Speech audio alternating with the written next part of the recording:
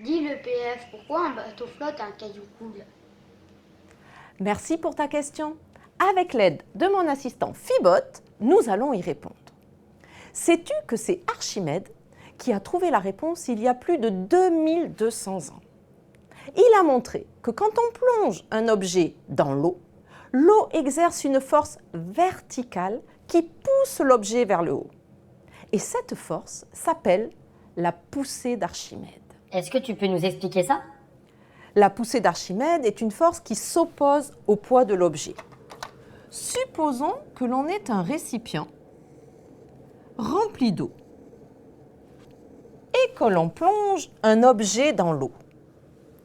La flèche verte représente le poids de l'objet qui l'attire vers le bas. La flèche rouge représente la poussée d'Archimède. Si la poussée d'Archimède est plus grande que le poids, alors elle pousse l'objet vers le haut et lui permet de flotter. C'est le cas de la balle de ping-pong.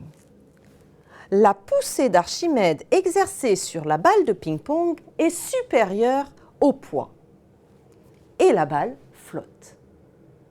Si la poussée d'Archimède est plus petite que le poids, alors elle ne pousse pas suffisamment l'objet vers le haut, il est attiré vers le bas et il coule. C'est le cas de notre boule de pâte à modeler.